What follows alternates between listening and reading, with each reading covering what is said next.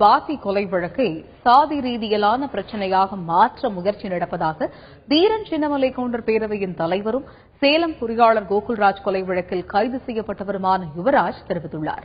WhatsApp மூலம் அவர் தெரிவித்துள்ள கருத்தை இப்பொழுது கேட்கலாம். கண்டிப்பா இவர் அக்யூஸ்ட், இவர் வக்கீலே கிடையாது. எவ்வளவு பெரிய ஒரு பச்சை அயோக்கியத்தனத்தை இவர் பண்றாரு. இது எல்லாமே கைகட்டி வேடிக்கை பார்த்துட்டு இருக்காங்க. இது நாளொரு மேனி பொழுதொரு வண்ணமுமா ஒவ்வொருத்தரும் ஒவ்வொரு செய்தியை பரப்புறாங்க. இப்ப அந்த பொண்ணு இன்னைக்கு திருமாவளவன் அவர்கள் சொல்லியிருக்காரு, அந்த பொண்ணு இஸ்லாமுக்கு மாறுறதா இருந்துச்சு, அதனால ஜாதி ஆணவ கொலை பண்ணியிருப்பாங்களோ, அப்படியே சட்டத்தை இவர் அப்படி நேக்கா இவருக்கு வளைக்கிறாராமா. யார் அவன்? ஒரு கொலைகாரன் தானே. பட்ட பகல்ல ஒரு பெண்ணுன்னு பார்க்காம ஒரு பெண்ணை வெட்டி கொண்டு வந்தானே. இவனுக்கு நீங்க இந்த அளவு கொண்டு போறது எந்த அரசியலுக்காக கொண்டு போறீங்கிறதான் இது மிக முக்கியமா யோசிக்க வேண்டிய நிலைமை. இதுல யார் ஜாதி வெறியன்? அந்த கேள்வி முக்கியமா வருது. ஒரு 17 பேர் கொண்ட வக்கீல் குழு நீங்க நியமிக்கிறீங்க. ஒரு குரூப் புதுசா கிளம்பி இருக்குது. அவங்க ஆல்ரெடி மறைமுகமா செயல்பட்டு இருந்தாங்க, இப்ப வெளிப்படையா வராங்க. ஒரு தெளிவான ஒரு கொலையாளியை காப்பாற்ற வர்ற அவங்களும் குற்றவாளிகள் தான்.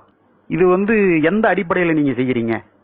அப்போ நாங்கெல்லாம் எதுவுமே கேள்வி கேட்க நாதியே இல்லையா? நீங்க என்ன சொன்னாலும் நாங்க கேட்டுட்டு இருப்போம்னு நினைக்கிறீங்களா? இதுக்கு எதிர்வினை இல்லைன்னு நான் மறுபடியும் சொல்றேன். இந்த மாதிரியான உங்களுடைய செயல்பாடுகளுக்கு எதிர்வினை இருக்காதுன்னு மட்டும் நினைச்சாதீங்க. இது நாள் வரல இல்லாம இருந்துக்கலாம், இனி இருக்கும்.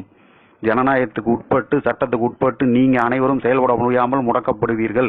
இது கண்டிப்பா நடக்கும்.